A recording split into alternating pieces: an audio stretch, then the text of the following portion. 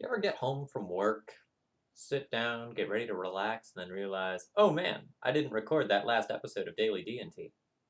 No? Just me? Well, that's my life. All right, evening, folks, or I guess afternoon for you, probably, depending on what time zone you're in. My name's Phil Gallagher. I run ThrabenU University, here for your dose of Daily D&T. Let's see what our good friend is playing here. Easy mulligan for us.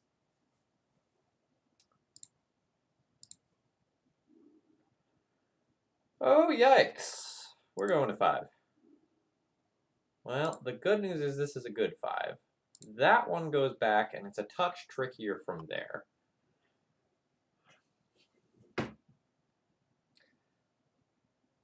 I'm inclined to junk one of my planes in the hope that I can curve Mom into Thalia into Prelate.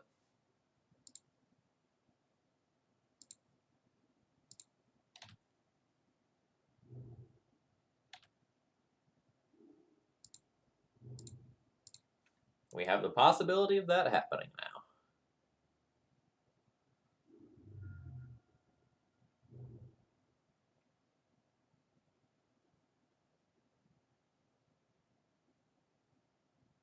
A brainstorm in response to a Mom and fetching a Volk feels like either a blue-red Delver deck or a Rug Delver deck.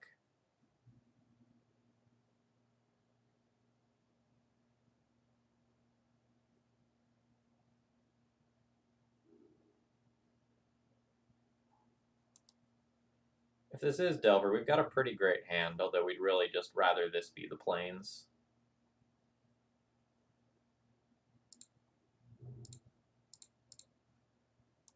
So as to not expose our second white source to Wasteland, we'll play Thalia now.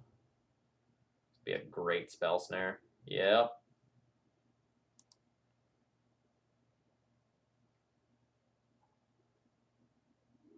We're actually pretty well equipped to beat this Tarmogoyf. I am going to start by trying to jam this, though. I want this to resolve. It's very important. Not that this isn't. Ugh. Ugh.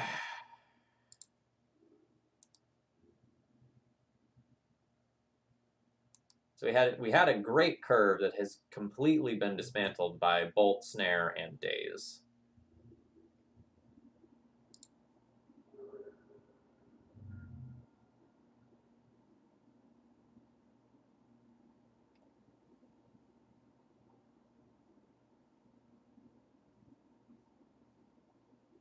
So we had options this turn. I can Wasteland this Bulk, then use Caracas' Lotus Petal to play Mirran Crusader. And that keeps the Mirran Crusader from getting bolted, but exposes it to Daze.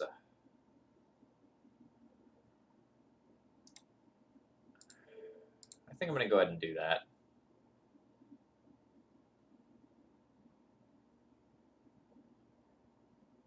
A second Bolt is devastating. A Wrenn and 6 is pretty bad. And Arcanist is game over. We're still going to like lose to the Daze if they have another Daze.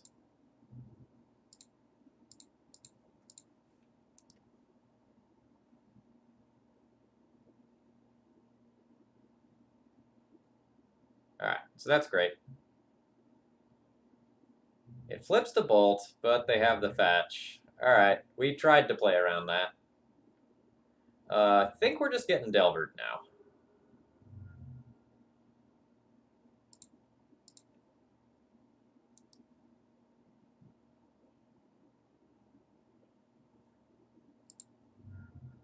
Alright, there's nothing I can do, dude.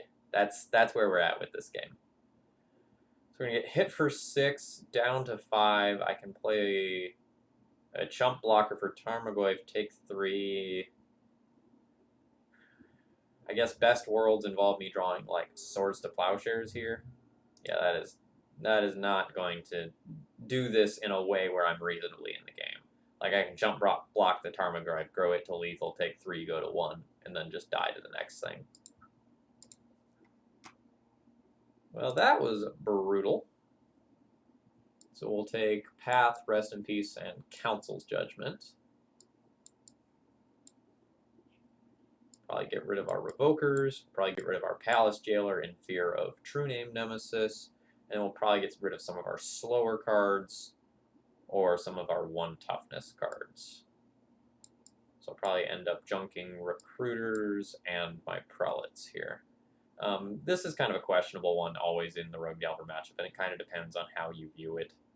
Like, it has 2 toughness, which is nice for running 6 reasons. It can shut off a lot of your opponent's deck, but like, you also shut off your pieces of removal and your vials, which are quite good. The card quality here is very high. We're going to get a little bit bodied by a turn 1 Wasteland, but I think it is still worth leading on the Caracas to have Swords to Plowshares for a turn 1 Delver.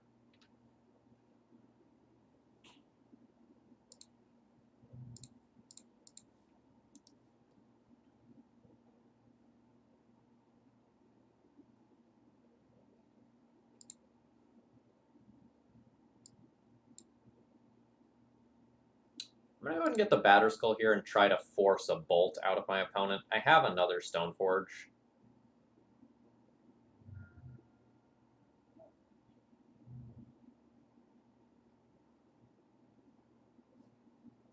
So I don't really care that this is going to sit in my hand for a while.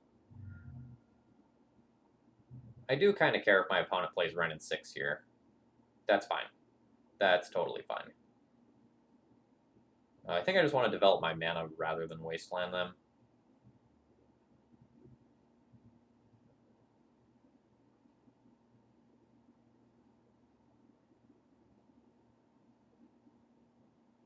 Because I see myself wanting to double spell next turn.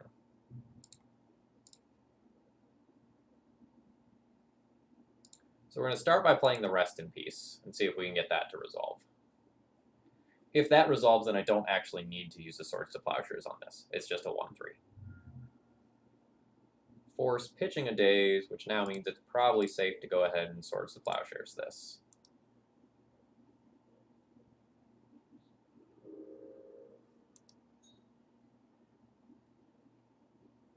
Now we have Tomek plus Stoneforge next turn with Batterskull on the horizon.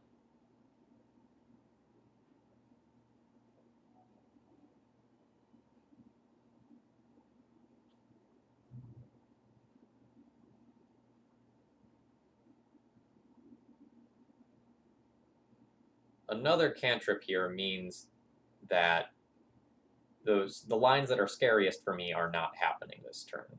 So that's great.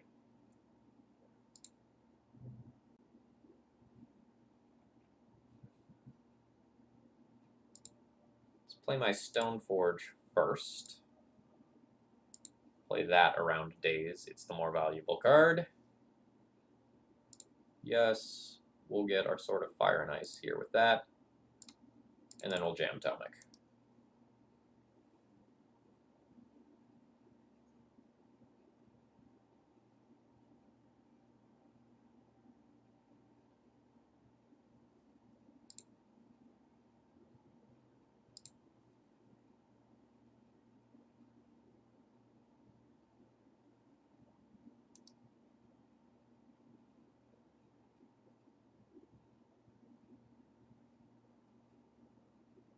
So the next question kind of becomes, what does my opponent have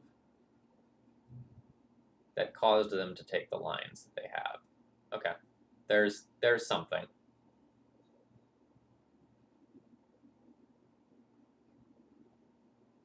Bolting the Tomek, you say? That is mighty interesting.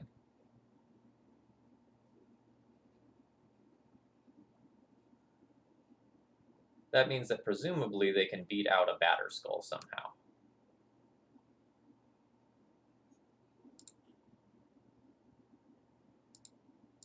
I want this in play.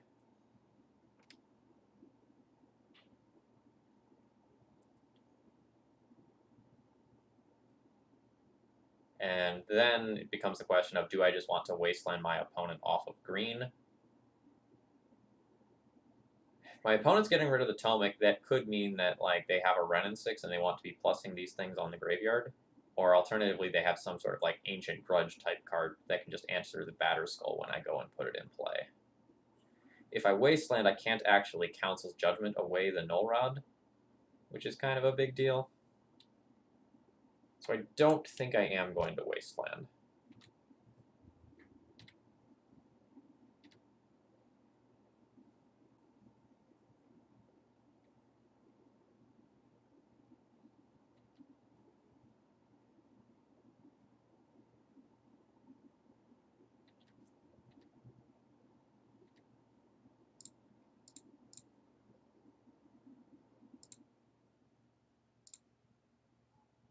Now I get the interesting question of, do I want to Council's Judgment away the Null Rod or the True Name Nemesis?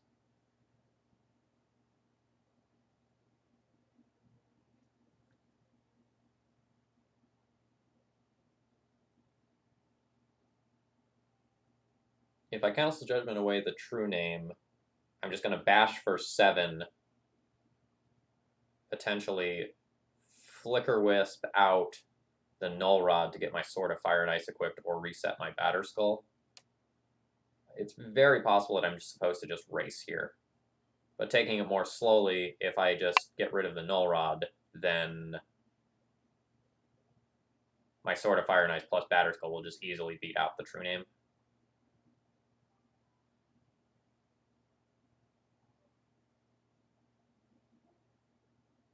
That spot's tricky.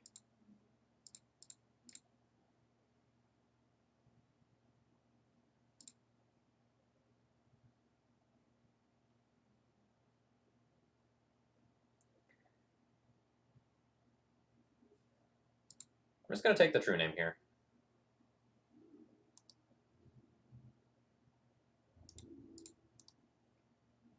This makes my opponent have another answer to the Batterskull. And just playing something like a Goyf probably isn't going to be good enough. Yeah, that's a great sign for me.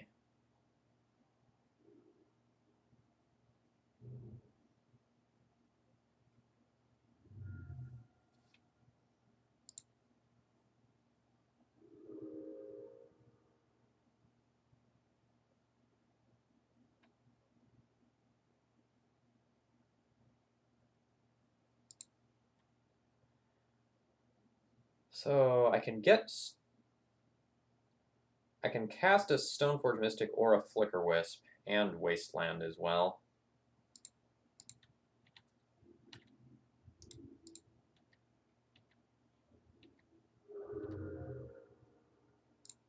I'm going to go ahead and cast a Flicker Wisp,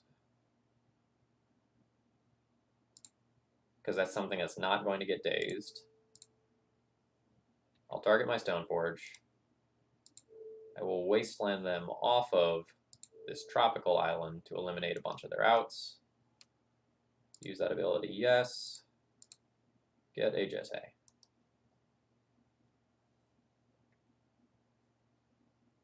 Alright, yeah. So with my opponent's lines, I don't think it mattered too much whether I chose to get the Null Rod or the True Name off the table. There's going to be differences, but felt pretty good about my situation, no matter which one of those two lines I took there.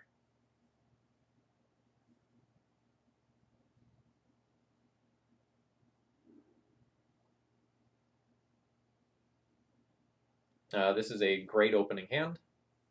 I'll play a Vial on 1 into a bunch of potentially uncounterable things. We might get to do the age-old trick of, like, put a Cavern on an Elemental and then, like, reset it with the Flicker Wisp to get multiple uncounterable cards.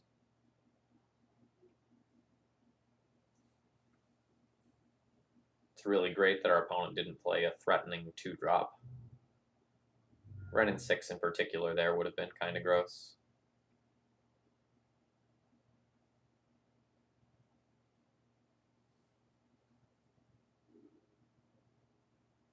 No shuffle with the Ponder.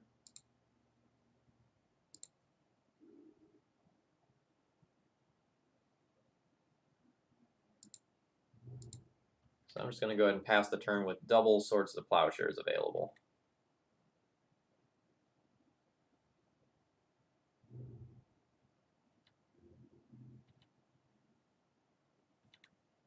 %100% do not expect this mom to live.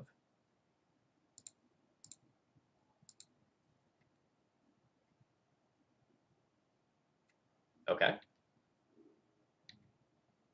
The mom lived. Unexpected.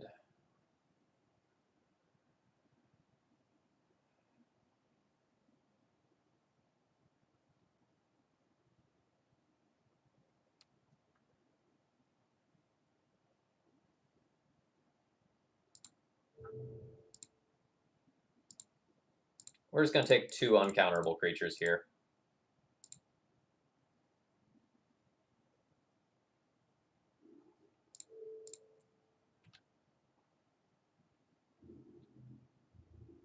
My opponent's hand has got to be relatively reactive.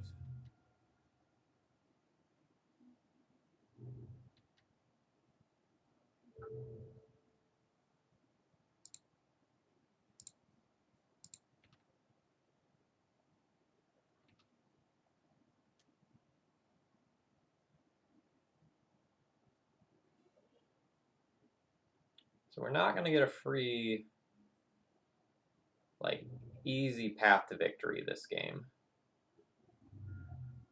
A Jace. Okay. That's not so bad.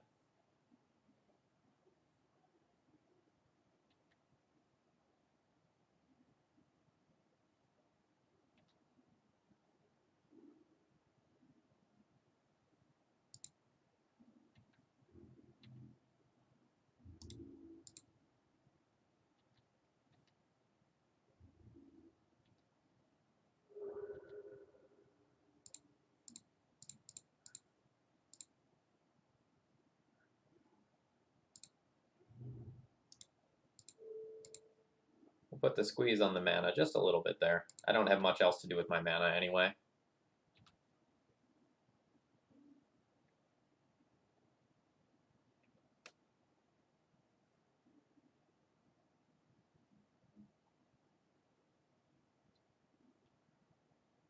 So I think I'm going to let that bounce happen, because if I try to protect, something's just going to get bolted in all likelihood.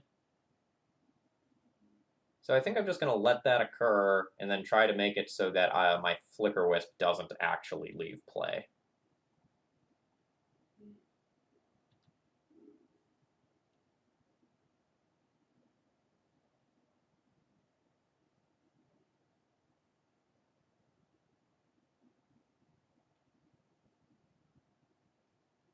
If my opponent is playing something along the lines of a Pyroclasm, it's just like so devastating if I give protection from blue there as well.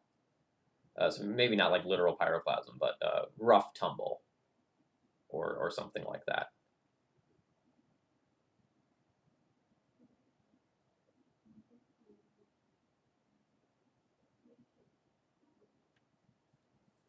Actually, how does Rough Tumble read? There's something about not doing damage to flyers in there or something like that. So maybe that was a bad example as well.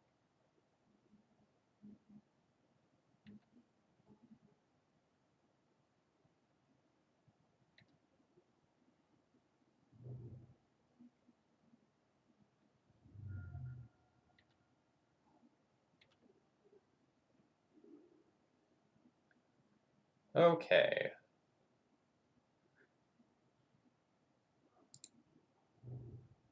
So the first thing we're going to do is see if we can take the Arcanist off the table, I believe.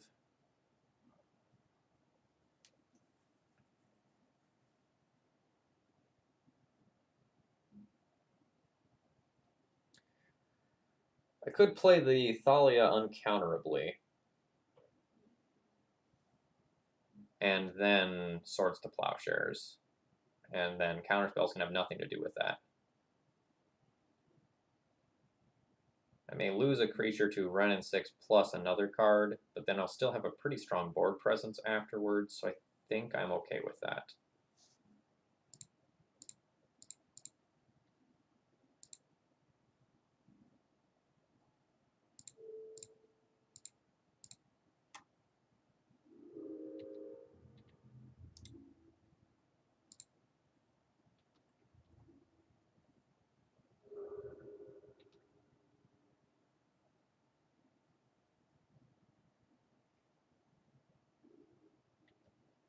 That's a great sign for me.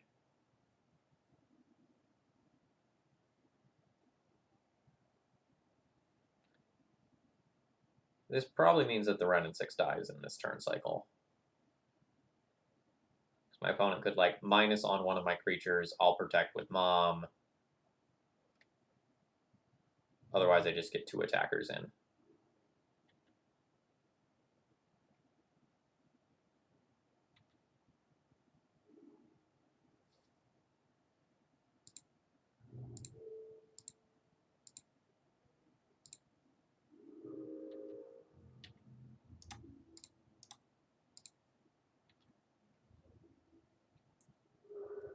Things have gone very well for us here.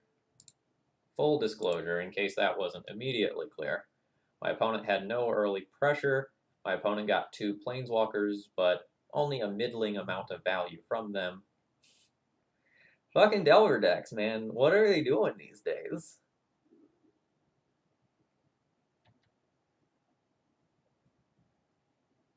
They are quite scared of Meritlage. There's a shuffle with the Ponder. Oh, wow. That's a fantastic draw. Is that better than just playing Crusader?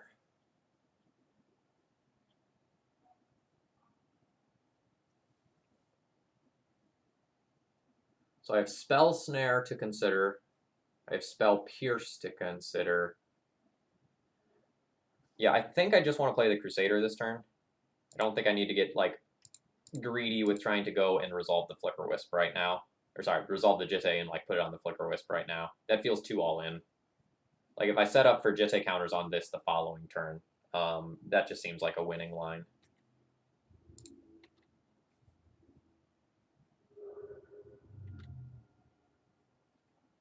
I think, like, the best way for me to win this game is to just go wide of my opponent.